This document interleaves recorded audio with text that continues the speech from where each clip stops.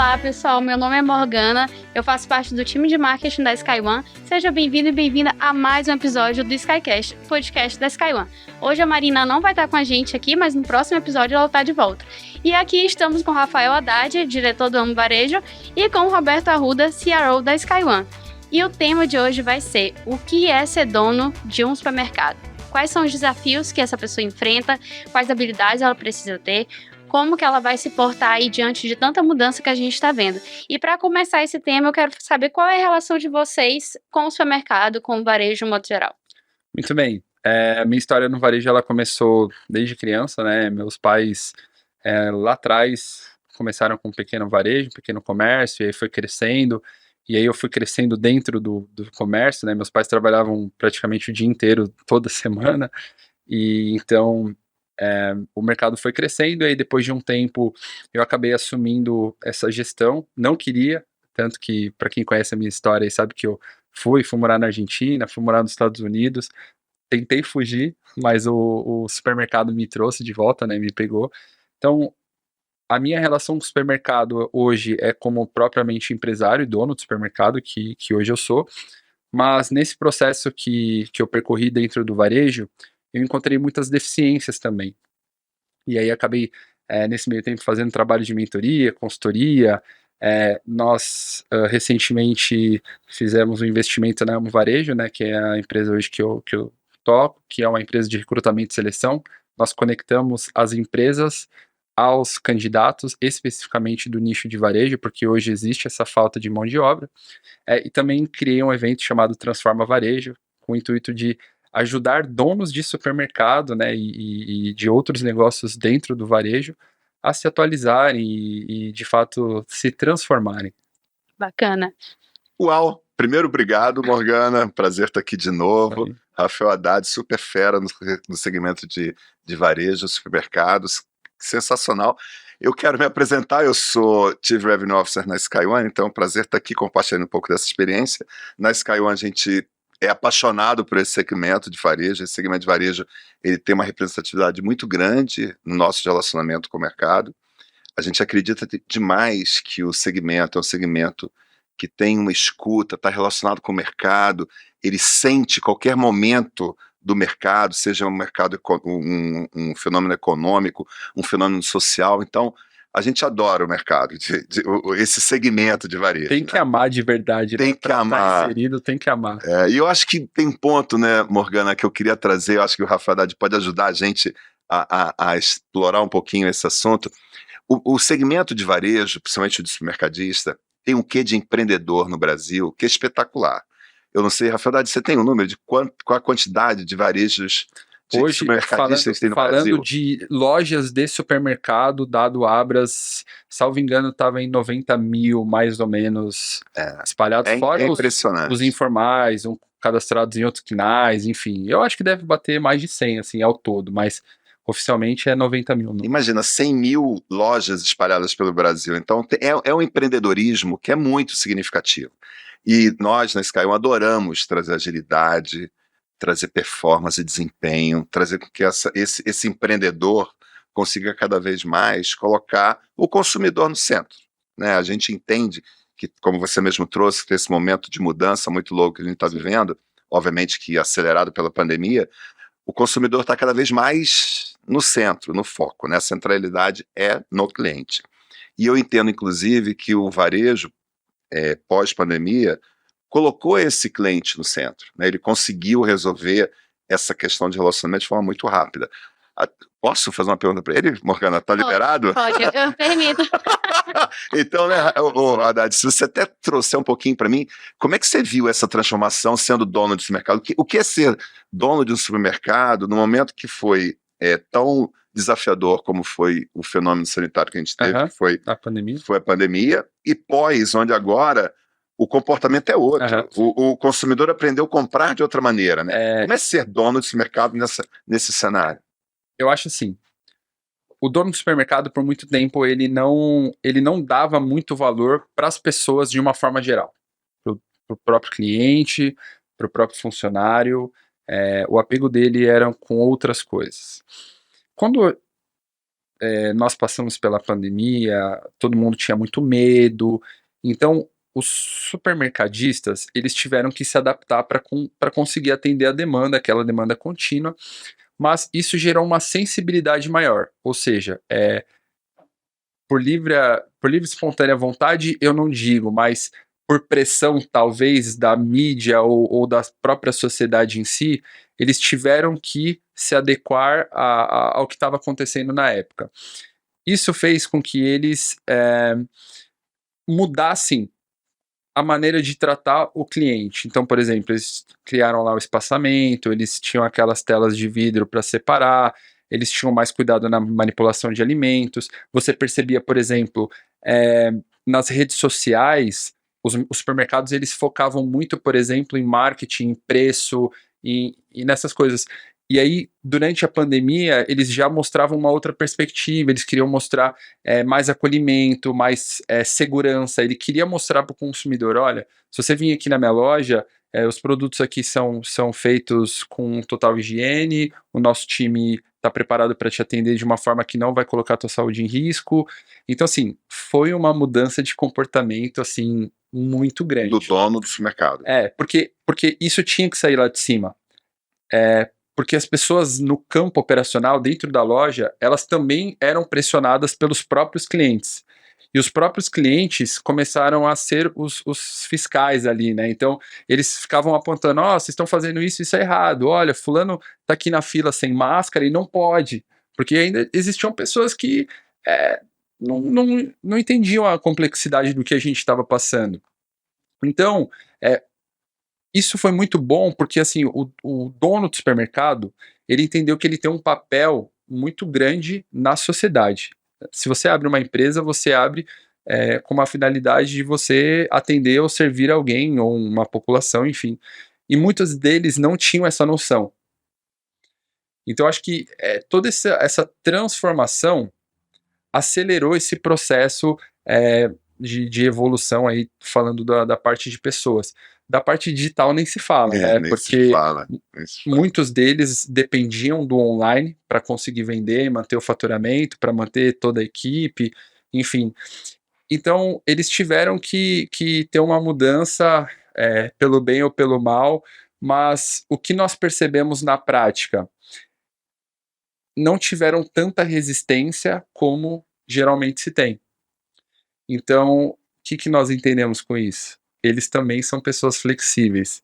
Eles também são abertos à mudança, dependendo da comunicação e do que você está propondo para eles fazerem. Isso, por exemplo, me ajudou muito, porque eu também mudei a minha maneira de se comunicar com os donos de supermercado, entendeu? Eu fui por um outro viés, porque eu sabia que eles davam espaço, mas nem sempre pela maneira mais comum, assim. Você tocou no ponto de pessoas, que a gente fala muito que no nosso segmento de tecnologia, a gente tem uma carência de mão de obra gigantesca, né, Morgana? A gente vê isso no nosso dia a dia, a gente precisa contratar pessoas o tempo todo e a gente tem um certo desafio na formação de mão de obra especializada.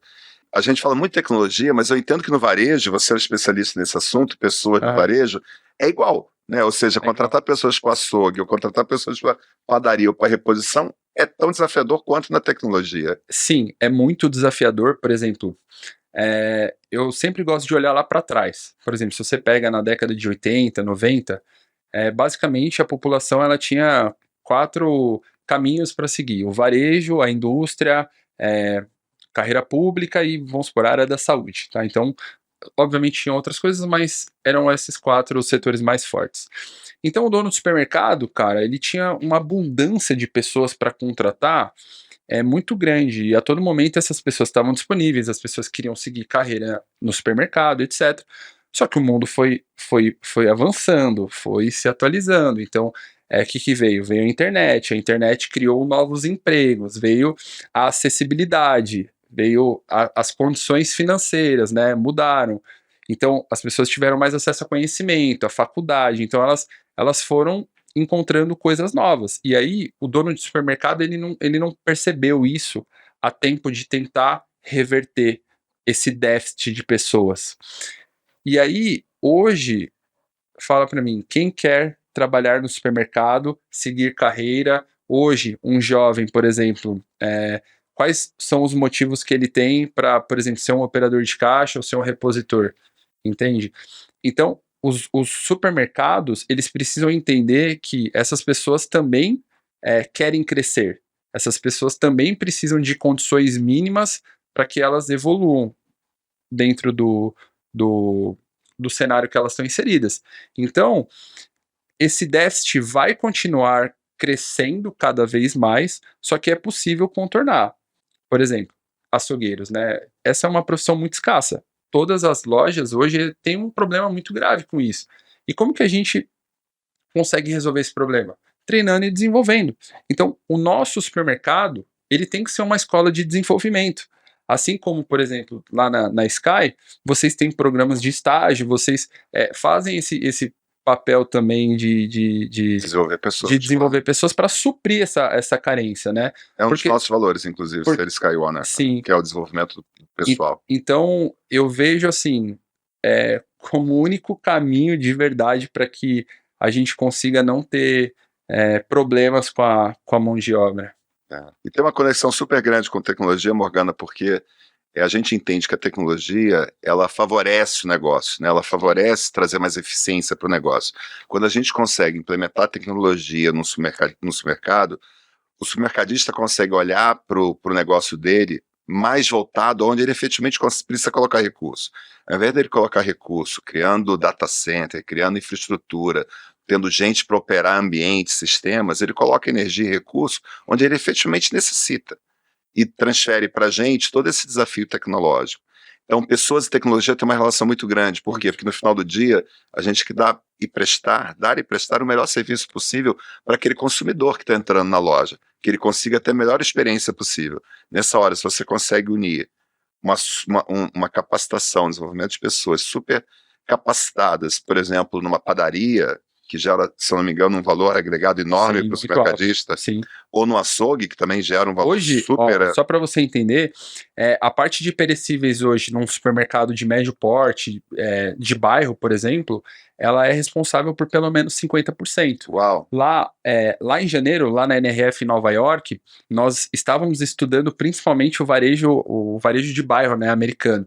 E que nós percebemos? 80% de um supermercado como o nosso, assim, de bairro, são perecíveis. Por quê? Porque lá os atacados, eles já estão uns 2, 3 passos à frente do que os nossos atacados. A discrepância de preço dos atacados de lá são muito maiores do que o varejo de bairro. Então, os varejistas não conseguem concorrer por preço. Como eles fazem para se diferenciar? Investindo nos perecíveis. Entende?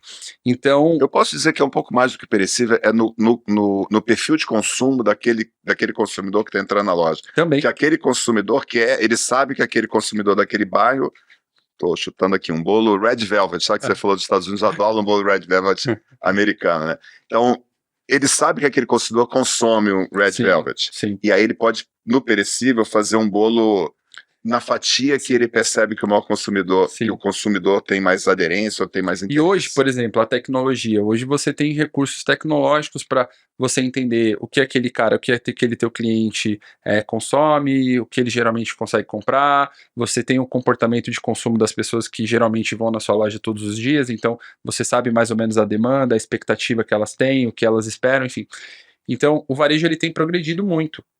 A tecnologia ela também tem progredido muito nesse sentido, ajudando o varejista a conseguir alcançar os resultados. A questão, falando do desenvolvimento hoje, o varejo, diferentemente da área tecnológica, a parte técnica do varejo não é tão difícil. Não é tão difícil você ser um repositor sênior ou um encarregado, falando de técnica mesmo, né, das funções que ele faz no dia a dia. Por exemplo, uma análise de categoria, ou cross-merchandising, ou, por exemplo, tipo de abastecimento, ou ajudar o auxiliar de compras no processo de ruptura na loja. Isso não é difícil aprender, mas para que você consiga sustentar esse resultado, você precisa ter um comportamento muito bom. Então é isso que eu venho batendo na tecla e sempre treino e influencio os meus colaboradores e os que eu faço por aí, né, que são vários supermercados hoje que eu atendo, porque essa parte de comportamento é muito relevante. As pessoas, elas têm que entender que não adianta você ser bom uma vez. Você precisa ser bom sempre. Então, essa consistência, né, de resultados é o nosso novo desafio. Morgana, se você deixar a gente ficar conversando aqui, porque ele trouxe um negócio que eu sou apaixonado, que é dados, né?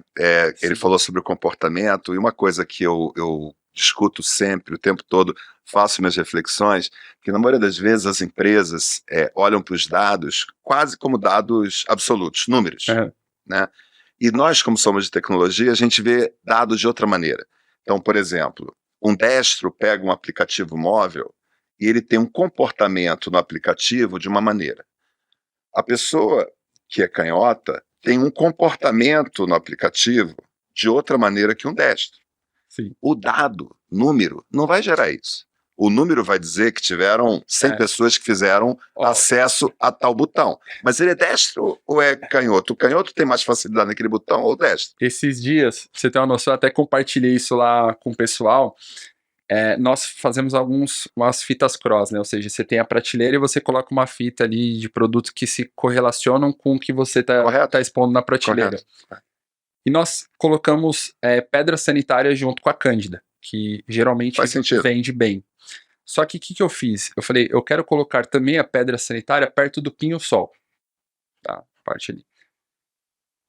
Incrivelmente, o que estava perto do pinho-sol vendeu mais do que estava perto da Cândida. E se você for ver na literatura, especialistas, consultores, todos vão indicar a Cândida. Todos vão indicar. Coloque perto da Cândida.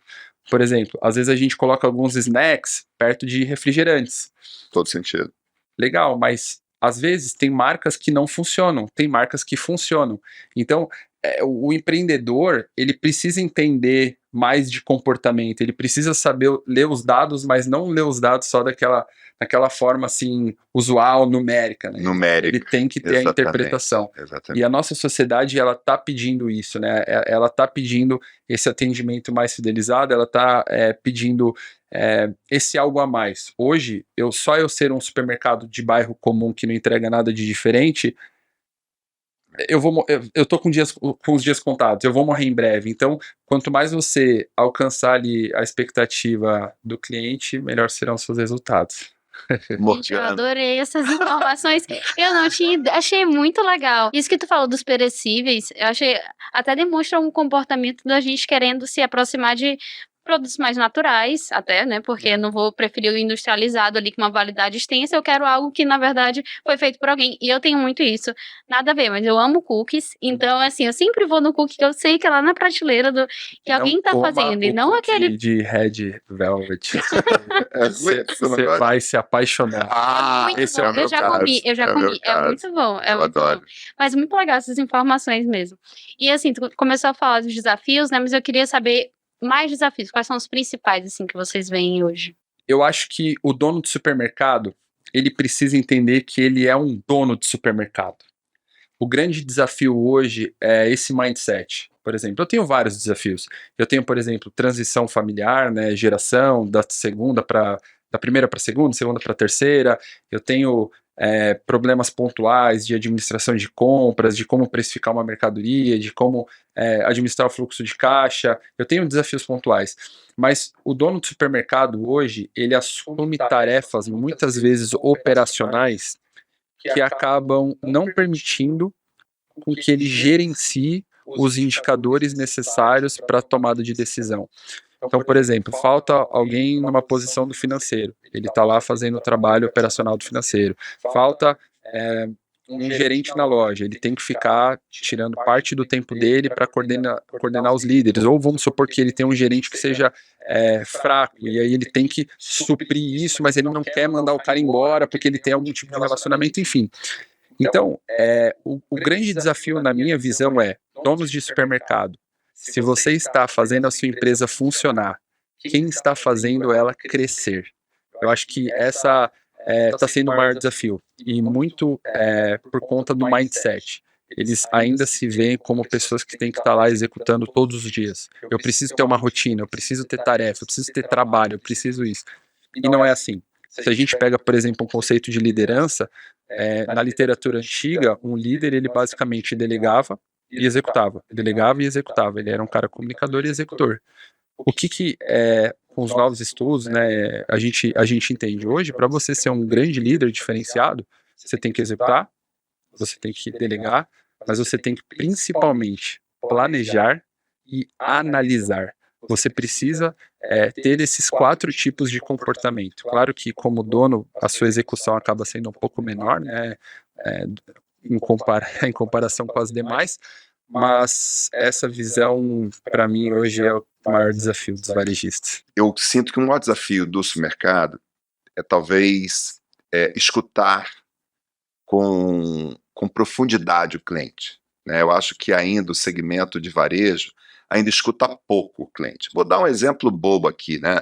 Por exemplo, materiais orgânicos, produtos orgânicos.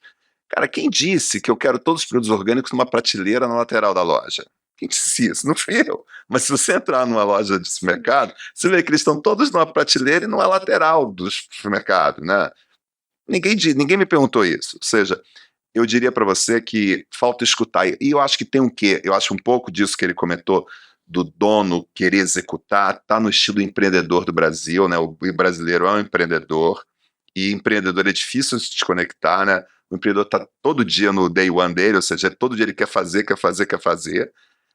mas também tem o estilo brasileiro de achar que se eu perguntar para você, Morgana, onde você acha que eu tenho que colocar o arroz? Vai dar a sensação que eu sou incompetente, não sei onde eu tenho que colocar o arroz. Se eu perguntar para você, eu sou burro porque eu não sei, entendeu? E aí ele não pergunta. Então ele não pergunta para mim porque como? Quem sabe onde tem que colocar arroz sou eu. Eu vivo desse negócio há 40 anos, 50 anos, 60 anos. Eu que entendo o que é. Só que eu acho que o comportamento está mudando. O comportamento do consumo está mudando, o comportamento das pessoas está mudando. A geração millennial, que hoje já é que está no poder, né, que já é os cargos de liderança, transformaram, e eu acho que também tem que ter uma escuta mais ativa. Sim. Do que efetivamente o consumidor quer. E eu sinto que esse é o principal desafio. Eu acho que ainda escuta pouco, né? Escuta pouco. Eu acho que o varejo deveria escutar mais, principalmente o varejista de vizinhança, né? E não só o cliente. Por exemplo, se você pega tudo isso que você falou, a maneira como ele trata, como ele enxerga esse comportamento, os próprios funcionários que estão na loja dele também mudaram. Você tem várias gerações diferentes dentro de uma loja trabalhando em conjunto. Então, se você não entender tudo isso e você saber administrar o comportamento dessas pessoas, mais as metas e as obrigações do dia a dia, o dono do supermercado enlouquece. E tu falou até da dificuldade que ele tem de delegar para essas outras pessoas. Se não é ele que vai executar tudo, ele precisa de alguém que esteja lá executando. Então, se ele não cuida das pessoas que também estão ali com ele, com os funcionários, tudo, termina que todo o sistema fica meio balançado ali. O grande problema é que, assim, por que o cara não delega? Vamos partir desse princípio. Ele não delega porque ele não confia nas pessoas. Por que ele não confia? Porque provavelmente a pessoa não tem uma qualificação técnica ou não tem um comportamento desejável que ele teria, ou enfim, esse cara não é igual a eu, então por isso que ele não vai entregar o resultado e tal. Como que você resolve isso? Desenvolvendo e capacitando, certo? Mas ele está lá na rotina dele, todos os dias, não consegue sair daquele ciclo vicioso. Quando que ele vai ter tempo para conseguir desenvolver alguém? Então, ele vai ter que treinar pessoas, ele vai ter que ter um time administrativo, ele vai ter que ter um RH, ele vai ter que ter pessoas para fazer esse trabalho por ele. Sim. Senão, ele nunca vai conseguir sair disso. A quantidade de dados que tem dentro de uma loja que podem ser coletados de comportamento são inúmeros. Dados de comportamento que eu acho que são pouco explorados. Eu acho que a escuta ativa desse consumidor dentro da loja pode ajudar, a partir dessa quantidade de dados que é possível ser capturada, a você ter uma análise melhor, planejar melhor o que você vai fazer para que o seu supermercado possa crescer. É isso. Eu acho que tem um desafio gigantesco aí, eu acho que a tecnologia ajuda demais, né? Eu acho que você ter o dado, né, como algo que hoje é fundamental, é o próximo passo, na minha opinião, do ponto de vista de supermercado.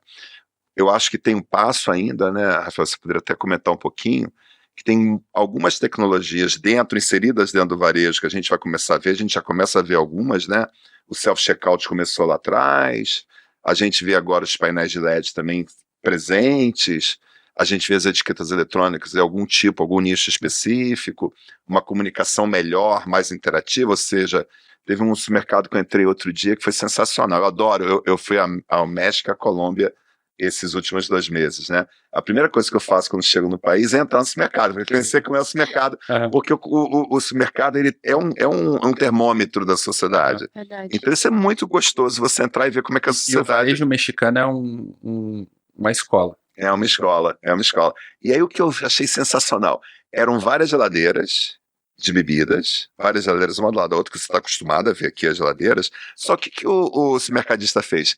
Ele emoldurou as geladeiras, colocou um painel de LED em cima de todas, imagina uma parede, não sei quantos metros tinha, 8 metros, uma geladeira deve ter o quê, 1 metro, 1,10 m? Não sei. Imagina 8 geladeiras uma da outra, emolduradas, ou seja, quem olhava assim parecia um único painel, né? E em cima um painel de LED. Imagina que a cerveja que estava no painel de LED é a que mais vendia, com certeza. Sim, então imagina que ele vendeu o espaço no LED, ele acelerou as vendas dele com campanhas em cima, ou seja, ele conseguiu fazer com que crescesse. O grande desafio do varejo, e isso é uma coisa bem importante, muitas poucas pessoas gostam de ir ao supermercado e também as pessoas geralmente não têm uma experiência muito boa, porque os supermercados nunca deram prioridade para esses quesitos, né? Só que hoje o varejo está mudando. E ele entendeu, se eu não melhorar a experiência do meu cliente aqui na minha loja, eu vou perder. Então, por exemplo, você vê pós-pandemia, outros players de outros nichos, por exemplo, invadindo o nosso. Então, hoje você já vê lojas americanas, hoje você já vê Mercado Livre, hoje você já vê iFood, enfim. A própria Amazon nos Estados Unidos. Também. E o que essas plataformas têm em comum? Por mais que sejam online, eles oferecem uma experiência boa. E o varejo brasileiro? Por que não fazer? Então, está sendo legal, porque muitas indústrias estão trazendo essas tecnologias novas, esses painéis de LED, a indústria está acelerando mais o processo de trade marketing. Então, hoje, às vezes, você vai em alguma loja, você encontra uma ponta de gôndola ali da bolacha Oreo, e você vê várias bolachas, assim, um painel da Red Bull, cheio de LED, um touro exposto, enfim. Isso tudo é experiência. Vocês começaram a falar de tecnologia e eu queria entender um pouco, assim, no varejo, no supermercado, que tipo de tecnologia que a gente tem ali, o que vocês sentem falta e veem como tendência para os próximos anos? Vou deixar o dono falar primeiro, depois eu falo. Vou deixar o dono falar primeiro. Hoje, o dono do supermercado ele tem que ser um dono de supermercado. Tá? Existem muitas tecnologias, por exemplo, que hoje suprem uma demanda muito, muito interessante dessa rotina desse trabalho. Então você tem, por exemplo, o RP.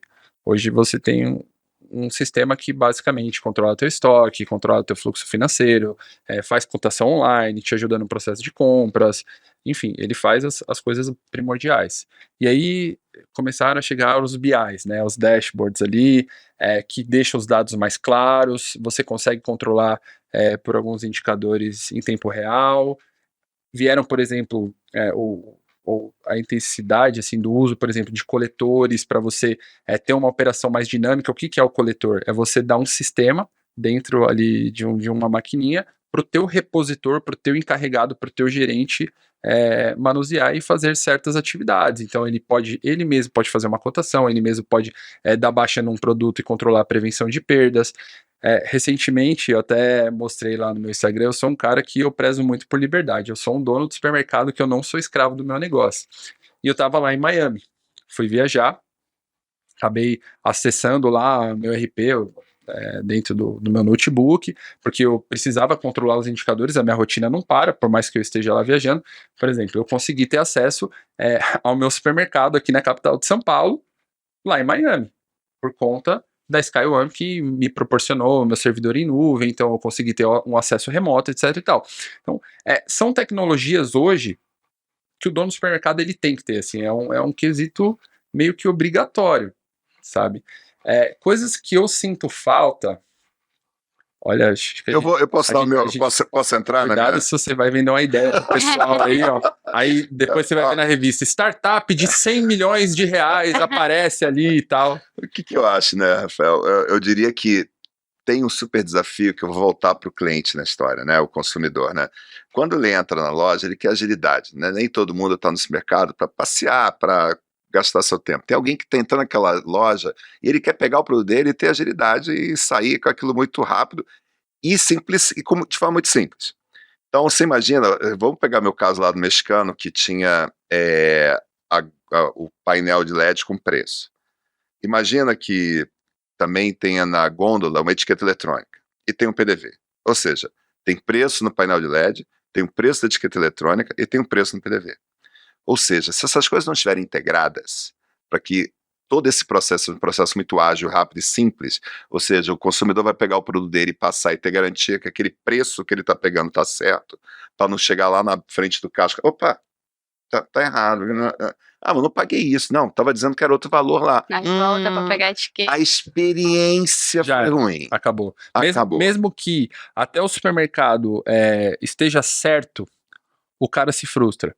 E geralmente você vê algum ponto que gerou uma certa dúvida, que não estava claro o suficiente para o cliente, então você meio que induziu ele ao erro. Posso dar um outro exemplo que me irrita? Me irrita. Atenção, donos de supermercado, não cometam isso, tá? Eu não vou falar o nome do varejista porque seria desagradável, mas eu consumo em uma das lojas desse mercado, essa rede, e eu vejo que ele tem uma caixa dedicada para isso, como é que eu digo? Para iFood, para esses caras. Entregadores. Né? Entregadores. Uhum. Aí o que acontece? Eu estou numa fila e vejo que tem alguém ali atendendo alguém que, cara, pediu de outra maneira, que não foi por mim, que estou presencial dentro da loja. Me irrita ter, numa frente de caixa, um caixa dedicado para entregadores. Por quê? Porque falta integração. Ele não deveria estar dentro de uma loja com uma caixa ou com alguma coisa para passar produto. Isso deveria ser feito em outro lugar.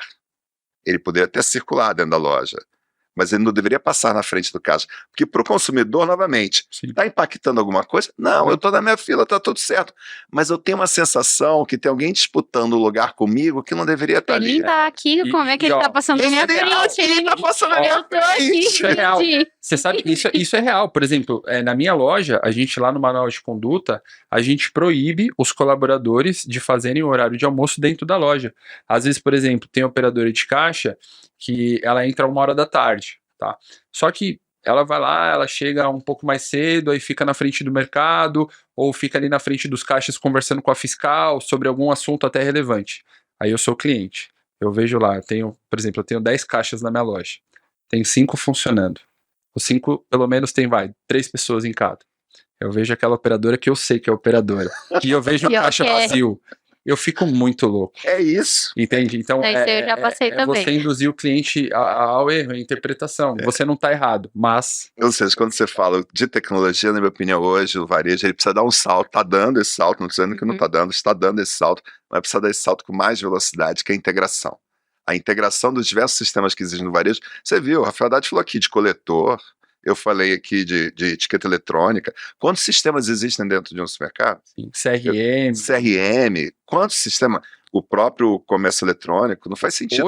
Hoje toda loja, toda expansão de marca, de rede de supermercados, o que acelerou essa abertura de tantas novas lojas foi o CRM. Porque o cara sabia onde o cliente estava, e aí o que ele olhava? Ele olhava no mapazinho. Vamos supor, aqui eu tenho muito cliente e aqui eu tenho pouco cliente. Onde você abriria a loja? Onde tem muito ou onde tem pouco? Muito, no caso. Depende. Depende. Não existe o errado. Porque, por exemplo, se eu quiser um retorno mais rápido, eu coloco aqui onde tem mais clientes, porque eu sei que o meu investimento vai voltar. Só que, por exemplo, se eu quiser expandir a minha marca, abrir em locais novos, para novos consumidores, ou evitar que novos entrantes que estão nessa região venham na minha direção, eu vou lá e coloco aqui. Então isso varia muito da estratégia de cada dono do supermercado, de cada varejista. Mas a tecnologia ajudou o cara a tomar a decisão. E volta ao planejamento e análise que ele trouxe, porque lembra do destro e do canhoto?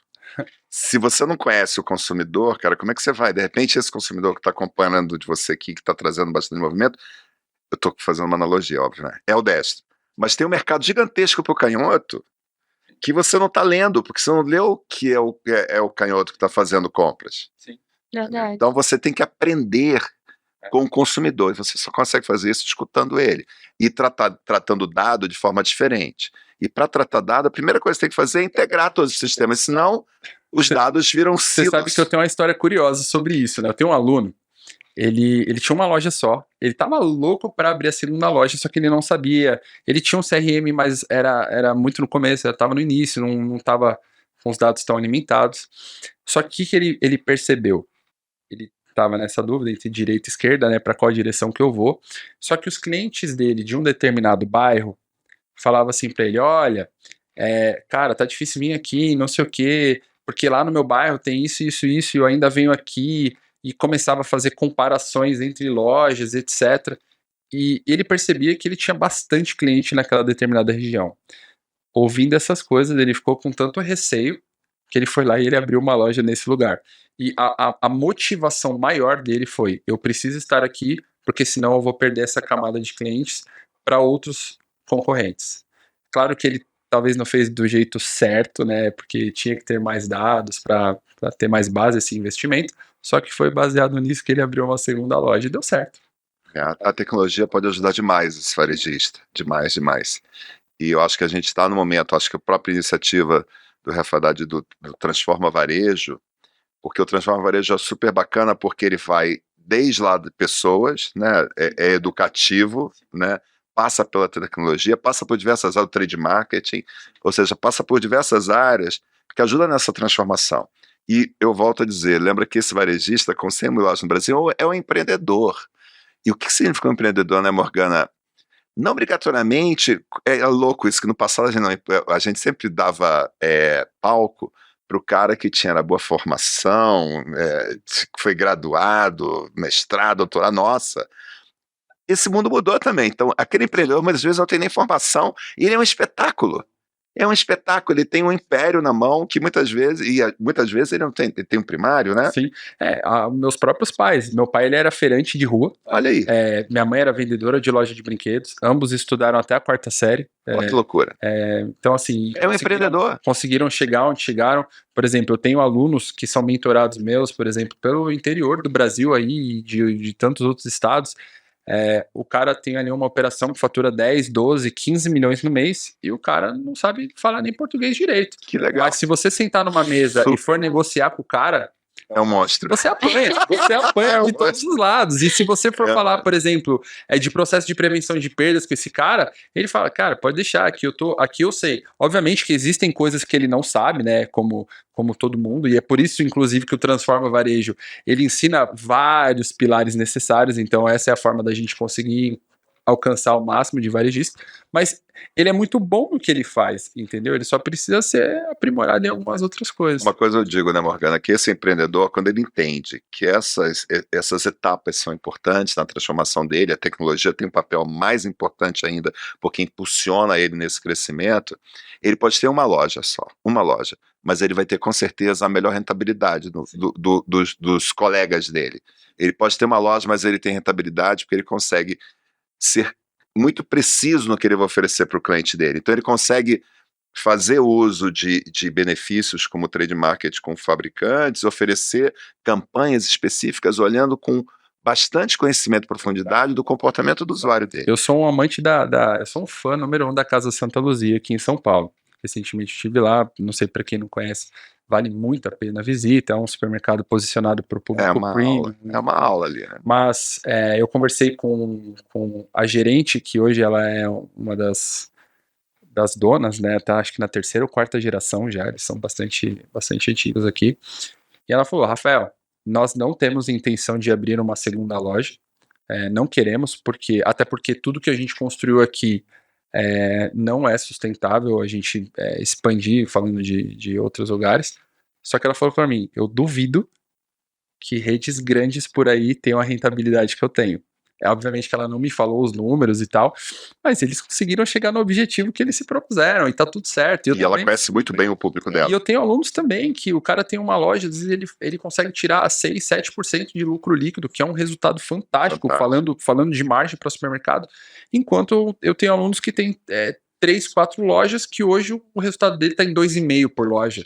Pra ver como a aparência é uma coisa que a gente engana muito. Engana muito, né? Engana muito.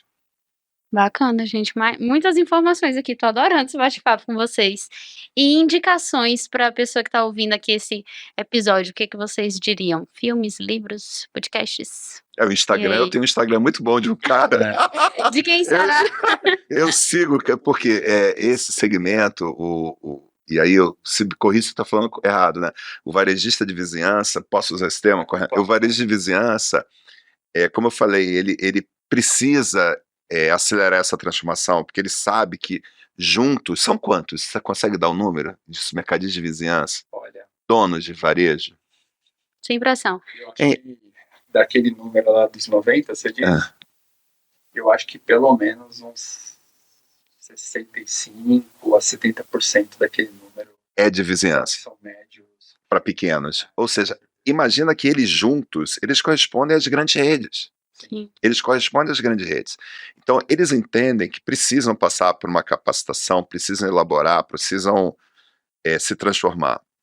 E, novamente, né, eu estou sendo repetitivo nesse ponto, porque eu acho que é o ponto que eu levanto como bandeira, né? O cliente tem que ser o foco, né? A centralidade no cliente, escutar esse cliente, entender o comportamento dele e fazer com que tudo seja muito simples dentro de uma loja, muito ágil dentro de uma loja, e aí a tecnologia ajuda demais. Eu acho que aí a Sky One tem um papel fundamental junto ao varejo, pela experiência que a gente tem, pelas dezenas de redes de varejo que a gente tem conosco. Há uma representatividade muito grande, como eu falei, do resultado de varejo dentro do nosso negócio. Eu acho que o varejo precisa olhar para o cliente. Tem um livro muito antigo, eu não sei nem de quando mas provavelmente deve ter uns 5, 6 anos, que o nome é Clienticidade, não, é Clienticidade ou acho que é Clienticidade, é César Souza o nome do autor, e que é um empreendedor também, fala para empreendedor como o Rafael Haddad fala, ele tem um foco muito, muito voltado pro negócio, né?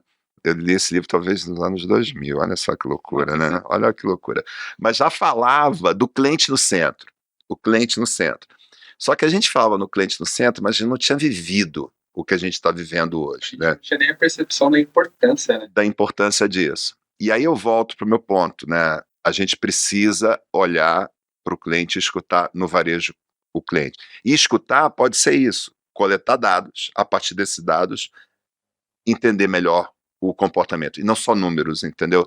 Eu estou querendo tirar dos números, porque quando o Rafael Haddad traz os dashboards, os BIs, cara, todo mundo gosta daquelas televisões com os números. Só que isso é importante, claro, eu não estou desprezando essa informação, mas tem outro dado, eu estou trazendo essa analogia do destro e do canhoto para deixar bem claro que o mesmo número pode representar a compra de um destro e pode representar a de um canhoto. E você vai tratar eles igualmente? Não. Eles são pessoas que têm comportamentos diferentes. E você precisa olhar para os dados de outra maneira. Ou seja, clientividade, eu acho que é o nome do livro, Clientividade, de César Souza. Eu acho que se você olhar para o cliente e aí usar tecnologia para tornar simples, ágil, e que você consiga tratar o dado de uma forma que traga uma visão mais ampla e não somente números, eu acho que esse é o caminho. Muito bem. Dono do supermercado, eu sei que vocês não têm muito tempo disponível, né? Não tem muito tempo para perder. Então, a minha recomendação, assim, eu sou um cara, por exemplo, que eu passei por 4 faculdades. Fiz graduação, fiz um MBA, fiz 2 extensões. Em varejo, foi? Em varejo na FGV. E o que eu percebi? A FGV, até que nesse sentido, ela foi muito boa. A falta de aplicabilidade.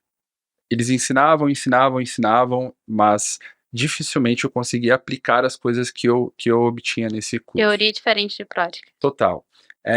Então, o que eu vejo? Hoje, claro, como você falou, existem canais no Instagram, canais no YouTube, canais no LinkedIn, que postam muito conteúdo e muitas dicas válidas, que eu acho que isso, às vezes você pega ali um hackzinho, ou você tem um insight de uma coisa que você vê, você consegue gerar um resultado muito grande. Eu tenho um evento, né, o Transforma Varejo também é um excelente ambiente, Mas o que eu vejo falando de aplicabilidade, né? Eu vejo que muitas coisas hoje dentro do varejo não são feitas por problemas de comportamento.